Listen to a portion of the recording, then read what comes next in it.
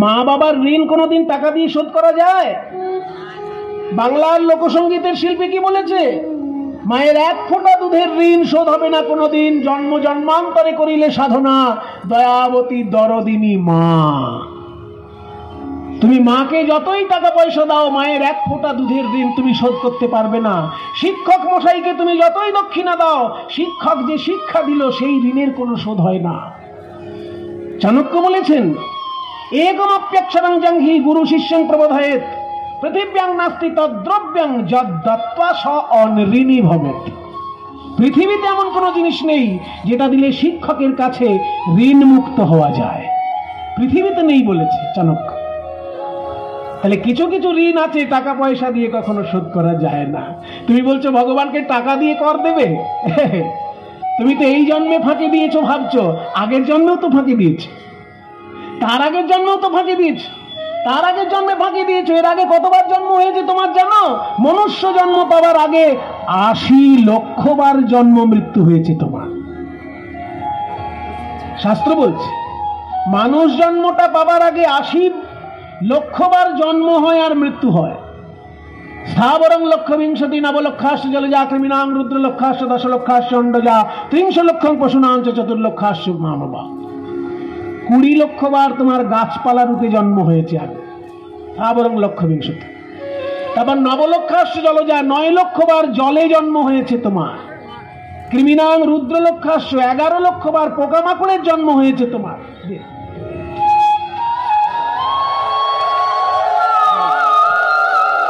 ১১ লক্ষ বার পোকামাকড়ের জন্ম হয়েছে তোমার। দশলক্ষাশ্চ অণ্ডজা ডিমের মধ্যে জন্ম নিয়েছো ১০ লক্ষ বার। ত্রিংশ লক্ষ পশুনাঞ্চ পশুরূপে জন্ম নিয়েছো ৩০ লক্ষ বার। তাহলে এই যে মোট ৮০ লক্ষ বার জন্ম হলো, মৃত্যু হলো, কই সেই সময়তেও তো কর দাওনি।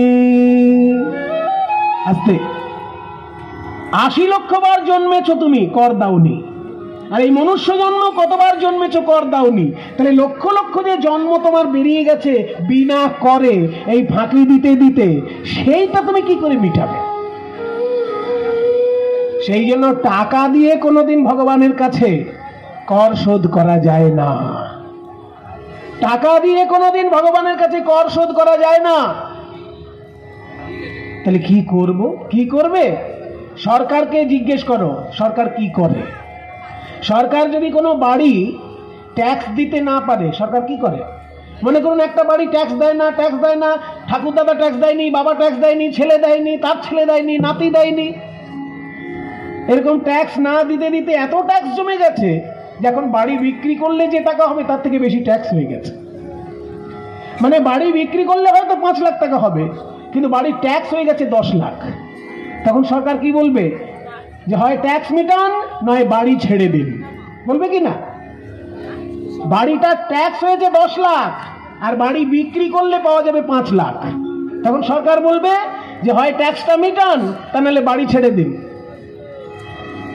তাহলে আপনি হলে কি করতেন? ওই বাড়ির মালিক আপনি হলে আপনি কি করতেন? কি আর করতাম ভাই, বাড়ি ছেড়ে দিতাম। কারণ বাড়ি বিক্রি করলে ৫ লাখ পাওয়া যাবে আর সরকারকে দিতে হবে ১০ লাখ। কে ১০ লাখ দিতে যাবে? বাড়ি ছেড়ে দাও। বাড়িটা ছেড়ে দিতে হয় যখন বাড়ির থেকে ট্যাক্স বেশি হয়ে যায়। তাই গৌর সুন্দর বলছেন, আমি তো সেটাই বলছি, দেহদান দেহদান দেহদান দেহদান, তোমাদের দেহ আমায় করো দান। দেহদান দেহদান, তোমাদের দেহ আমায় করো দান। দেহদান দেহদান, তোমাদের দেহ আমায় করো দান। কর দাওনি জন্মে জন্মে, ফাঁকি দিয়েছো জন্মে জন্মে, তাই এত বেশি ঋণ, এত বেশি ট্যাক্স জমে গেছে, টাকা দিয়ে পারবে না শোধ করতে, দেহটাই দিয়ে দাও আমায়। তো সরকার যদি কোনো বাড়ি কেড়ে নেয়, সরকার কি করে? সেটা হয় একটা বিদ্যালয় বানিয়ে দেয়, নয় একটা হাসপাতাল বানিয়ে দেয়। হয় বিদ্যালয় বানিয়ে দেয়, নয় একটা হাসপাতাল বানিয়ে দেয়।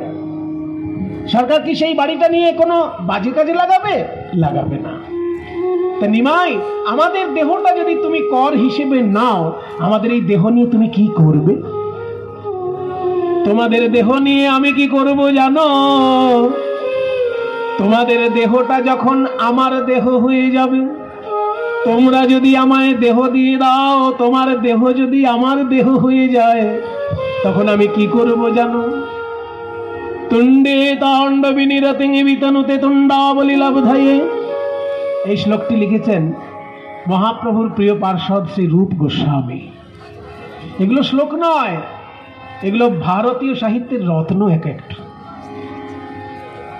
বলছে যে তুণ্ড, আমার তুণ্ড নৃত্য উঠতে করে। তুণ্ডে তাণ্ডবী নিরতিং বিতনুতে তুণ্ডাবলী লব্ধয়ে कर्णोक्रोणे कडम्बिनि घटयते कर्णार्बुदेभ्य स्पृहां चेत प्रांगण संगिनी विजयते सर्वेन्द्रियाणां कृतिं नो जाने जनिता कियद्भिरमृतैः कृष्णेति वर्णद्वयी।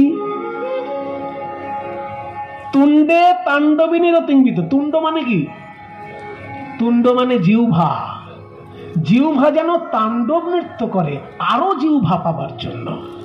কৃষ্ণ নামে এত মধু যে একবার কৃষ্ণ নাম বললে জিহ্বা যেন আরো জিহ্বা পাবার জন্য তাণ্ডব নৃত্য করে। তুণ্ডে তাণ্ডবী নিরতিং বিতনুতে তুণ্ডাবলী লব্ধয়ে कर्णक्रोडे कडम्बिनी। काने যখন প্রবেশ করে কৃষ্ণ নাম, ঘটায়তে कर्णार्बुदेभ्य स्पृहां। কোটি কোটি কান পাবার জন্য স্পৃহা জাগে। চেত প্রাঙ্গণ সঙ্গিনী। চিত্ত প্রাঙ্গণে যখন প্রবেশ করে কৃষ্ণ নাম, বিজয়তে সর্বেন্দ্রিয়াণাম কৃতিম। সমস্ত ইন্দ্রিয়ের কাজ জয় করে নেয় ওই কৃষ্ণ নাম। জানি না কৃষ্ণ নাম দুটি অক্ষরে কত মধু ঢালায় আছে। অর্থাৎ এই কৃষ্ণ নামে এত মধু যে আমি একটা জিহ্বায় বলে আশ মেটে না, দুটো কানে শুনেও আশা মেটে না। তাই তোমাদের দেহগুলো যদি আমায় দিয়ে দাও, তখন তোমাদের জিহ্বা আমার জিহ্বা, তোমাদের কান তখন আমার কান। তোমাদের জিহ্বা দিয়ে আমি নাম গাইব, আমি নাম গাইব। তোমাদের ওই জিহ্বা দিয়ে আমি নাম গাইব। ওই তোমাদের ওই জিহ্বা দিয়ে আমি নাম গাইব। আমি নাম শুনব, নাম শুনব, আমি নাম শুনব, নাম শুনব। কর্ণ দিয়ে আমি নাম শুনব, তোমাদের কর্ণ দিয়ে তখন আমি নাম শুনব। তোমাদের কর্ণ দিয়ে তোমাদের হৃদয় মন্দিরে বসে কর্ণ দিয়ে তোমাদের কর্ণ দিয়ে বসে কর্ণ দিয়ে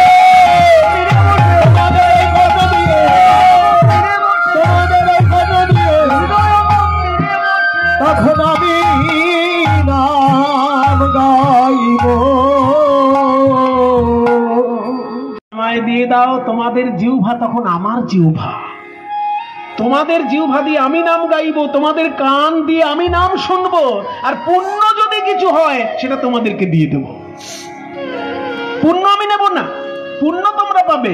শুধু আমাকে দেহটা দাও, আমি তোমাদের দেহ নিয়ে নাম গাইবো আর শুনবো। তাহলে বলুন কে দেবে না দেহ? মায়েরা একবার চিন্তা করুন।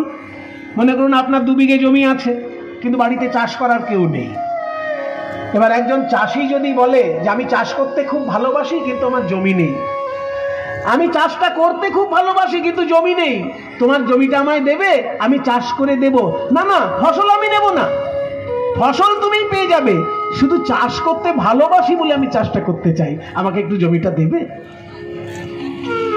তখন এমন বোকা কেউ আছে যে জমিটা দেবে না? বলছে ফসল আমাকে দিয়ে দেবে, অথচ চাষটা করে দেবে শুধু ভালোবাসে বলে। তাই গৌর সুন্দর বলছেন তোমাদের দেহ আমায় দিয়ে দাও, সাধন ভজন আমি করব, পূর্ণ পাবে তোমরা। নবদ্বীপের লোক খুশি হয়ে বলে, ওগো নিমাই, আমাদের দেহ নিয়ে তুমি যদি কৃষ্ণ নাম গান করো আর কৃষ্ণ নাম শ্রবণ করো, আমাদের দেহ তোমায় দেব, কিন্তু দিয়ে দেবার উপায়টা কি? দেহ দানের উপায় কি? মায়েরা দেবেন গৌরসুন্দরকে দেহ? আপনাদের জিহ্বা দিয়ে উনি নাম গাইবেন, আপনাদের কান দিয়ে উনি কীর্তন শুনবেন। তাহলে যেসব মায়েরা গৌরসুন্দরকে দেহ দান করতে চান তারা একবার উলুধ্বনি দিন দেখি।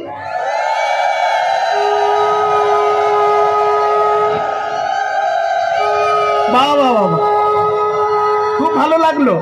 সব মায়েরা বুঝতে পেরেছে যে মহাপ্রভু আমার দেহটা নিয়ে মহাপ্রভুই কীর্তন গাইবে, মহাপ্রভুই কীর্তন শুনবে। আচ্ছা, যে বাবারা গৌরসুন্দরকে দেহ দান করতে চান তারা একবার দুটি বাহু তুলে হরি বল বলুন দেখি। নিতাই গৌর হরি বল। ভালো লাগলো। আমরা সবাই মহাপ্রভুকে দেহ দান করতে চাই, কিন্তু দেহ দান করার উপায়টা কি? উপায় দুটো আছে, একটা কঠিন উপায়, একটা সহজ উপায়। কঠিন উপায়টা হলো মহাপ্রভুকে ভালোবেসে সারা জীবনের মতন গৃহত্যাগ করে বৃন্দাবনে চলে গিয়ে সাধনা করা। জয়রূপ সনাতন ভট্ট রঘুনাথ, শ্রীজীব গোপাল ভট্ট দাস রঘুনাথ, এই 6 গোস্বামী যে মহাপ্রভুকে দেহ দান করেছেন, মানে জীবনের মতন আত্মসমর্পণ করে ঘর ছেড়ে চলে গেছে। কিন্তু সেই কঠিন পথ তো আমরা সবাই পারবো না। আমাদের মতন সাধারণ সংসারী লোকের জন্য একটা সহজ পথ আছে। সহজ পথটা কি না, যখনই কোথাও কীর্তন গান হবে, যখনই কোথাও ভাগবত পাঠ হবে, চুপটি করে সেইখানে গিয়ে বসে পড়া, আর বসে মনে মনে ভাবতে হবে, হে গৌর হরি, এই কীর্তন শোনার উপযুক্ত শ্রোতা আমি নই, আমি যে বসতে পেরেছি এই আমার বহু জন্মের ভাগ্য ভালো। কীর্তন শোনার শ্রোতা আমি নই প্রভু, কীর্তন শোনার আসল শ্রোতা হলেন রাজা পরীক্ষিত। আমি কি রাজা পরীক্ষিতের নখের যোগ্য? কাজে আমি কীর্তন শোনার উপযুক্ত শ্রোতা নই। আমি যে বসতে পেরেছি আমার ভাগ্য ভালো, আমার হৃদয় আসনে বসে তোমার কীর্তন তুমি শ্রবণ করো গৌর হরি। এটা যদি কোনো শ্রোতা বলতে পারে তার গৌর চরণে দেহদান হয়ে গেল। ঠিক তেমনি একইভাবে কোনো কীর্তনিয়া যদি বলতে পারে, হে গৌর হরি, আমি উপযুক্ত কীর্তনিয়া নই, আমার বহু জন্মের ভাগ্য ভালো, তাই আমি কীর্তনের আসরে দাঁড়াতে পেরেছি, কিন্তু উপযুক্ত কীর্তনিয়া আমি নই। উপযুক্ত কীর্তনিয়া হচ্ছে নারদ মুনি, উপযুক্ত কীর্তনিয়া হচ্ছে সুখদেব গোস্বামী, যিনি মাতৃগর্ভে 16 বছর ধরে থেকে ভাগবত মুখস্থ করে তবে বাইরে এসেছেন। সুখদেব গোস্বামী উপযুক্ত কীর্তনিয়া, আমি নই। কাজে আমি যে দাঁড়াতে পেরেছি আমার বহু জন্মের ভাগ্য ভালো। আমার হৃদয় আলো করে, হে গৌর হরি, তোমার কীর্তন তুমি নিজে গান করো। যন্ত্র যদি পড়ে থাকে লক্ষ জনার মাঝে, যন্ত্র যদি পড়ে থাকে লক্ষ জনার মাঝে, যন্ত্রী না হইলে যন্ত্র কি প্রকারে বাজে, আর যন্ত্রী না হইলে যন্ত্র কি প্রকারে বাজে। প্রভু আমার আছে হৃদয় যন্ত্র, বাজাও এসে। হরি বল। আমি যখন খুব ছোট ছিলাম, 4-5 বছর বয়স, সেই সময় বাবা কোলে বসিয়ে আমাকে প্রথম কীর্তন শিখিয়েছিল। আমার জীবনে শেখা কীর্তন, প্রথম জীবনে শেখা কীর্তনগুলোর মধ্যে এইটা একটা। একেবারে ছোট ছিলাম, তখন কথা বলতে পারতাম না ভালো করে। আর সেই ছোটবেলায় কীর্তন যখন আস্তে আস্তে মানুষের মধ্যে প্রচার হচ্ছিল, তখন আমার নাম হয়ে গেছিল বালক সুমন বলে। আমি আপনাদের আশেপাশে বদনগঞ্জ বলে একটা জায়গা আছে না, শ্যামবাজার বদনগঞ্জ, ওইসব এলাকায় আমি খুব ছোটবেলায় এসেছি। তো বদনগঞ্জে দেখেছিলাম সেই বাজারটার মধ্যে কীর্তনের আসর হয়, আর ওই আপেলগুলো ঝোলানো থাকতো সুতোয় সুতোয় করে, সুতোয় বেঁধে আপেল ঝোলানো। আমি যখন খুব ছোট ছিলাম কীর্তন গাইতে আসতাম, ভাবতো ওই আপেলটা কি করে খাবো। কীর্তন গান গাইতে গাইতে ওই সুতোয় ঝোলানো দেখে মাঝে মাঝে মনে হতো আপেলটা খেলে বেশ ভালো লাগতো। তখন বাচ্চা ছিলাম তো, সেই দিনগুলো কথা বলছি আর কি। বাবা যখন আমাকে কোলে বসে শিখিয়েছিলেন, সেই যুগের শেখানো গানগুলোর মধ্যে এইটা একটা। যন্ত্র যদি পড়ে থাকে লক্ষ জনার মাঝে, যন্ত্রী না হইলে যন্ত্র কেমন করে বাজে, আর যন্ত্রী না হইলে যন্ত্র কি প্রকারে বাজে। প্রভু আমার আছে হৃদি যন্ত্র বাজাও এসে তুমি, আমার আছে হৃদি যন্ত্র বাজাও এসে তুমি। অধম সেবকে মাগে চরণ দুখানি, অধম সেবকে মাগে চরণ দুখানি। তখন এই গানগুলো বাবা মুখস্থ করে গাইয়েছিলেন, আমি কোনো মানে তখন বুঝিনি। আজকে আমি বুঝতে পারি যে এই গানের কত গভীর মানে। নারদ মুনি হচ্ছেন আসল কীর্তনিয়া, সুখদেব গোস্বামী হচ্ছেন আসল কীর্তনিয়া। আমি কোন ছাড়?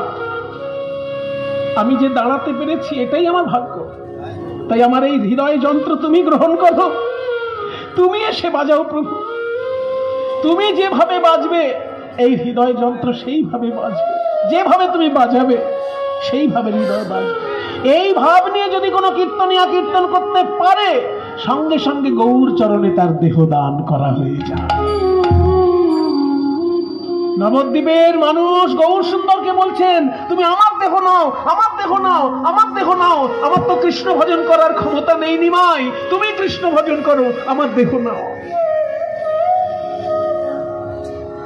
পদকর্তা বাসুদেব ঘোষ গৌর সুন্দরের কানে কানে বলছে, গৌর হরি তুমি তো নানান ভাবে কলিজীবকে তত্ত্ব শিক্ষা দাও, আজকে কর আদায় করার ছলনায় তত্ত্ব শিক্ষা দিচ্ছ কেন?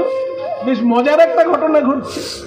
লোকে প্রথমে ভয় পেয়ে গেল যে তুমি পয়সা নিয়ে, এই লাঠি সোটা নিয়ে পয়সা আদায় করছো নাকি। তারপর লোকে বুঝলো না না, তুমি এই জীবনটা কৃষ্ণের চরণে উৎসর্গ করতে বলছো। তাহলে এই কর আদায় করার ছলনায় তুমি তত্ত্ব শিক্ষা কেন দিচ্ছ নিমাই? গৌর সুন্দর বলছেন, বাসুদেব তুমি বুঝলে না, আমি যখন কৃষ্ণ ছিলাম একদিনকে গোপীদের সঙ্গে আমি কর আদায় করার ছলনায় রসিকতা করেছিলাম, সেই লীলা আজকে আমার মনে পড়েছে। তাই আমি কলিজীবকে বললাম যে দেহটার কর হিসেবে দেহটাকেই গোবিন্দ চরণে সঁপে দাও।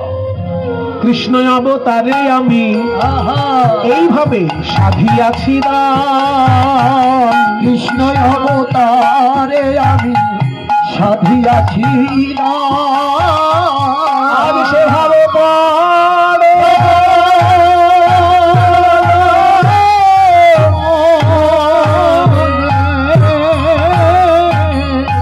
বাসু ঘোষে গান ভাব বড় মনে বাসু ঘোষে গান ভাব বড় মনে বাসু ঘোষে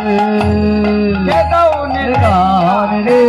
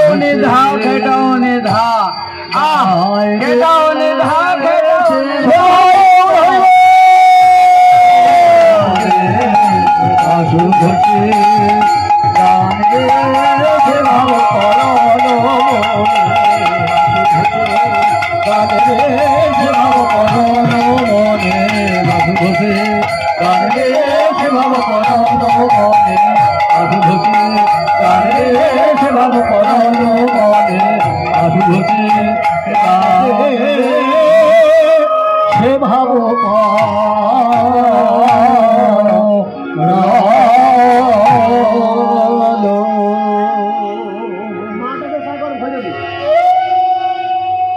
জয়নি। তাই গৌর সুন্দর কেমন ভাবে কর আদায় করার ছলনায় তত্ত্ব শিক্ষা দিলেন আমরা গৌরচন্দ্রিকায় শুনলাম।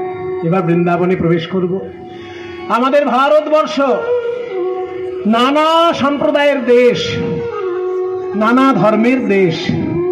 তাই কাজী নজরুল ইসলাম কিভাবে গোবিন্দচরণে আত্মসমর্পণের গান লিখেছেন, একটা গান স্মরণ করে আমরা বৃন্দাবনে প্রবেশ করব। সবাই একটু হাত জোড় করুন। এ হচ্ছে আত্মসমর্পণের গান। ওই জন্য গোবিন্দচরণে আত্মসমর্পণের বাণী লিখেছেন।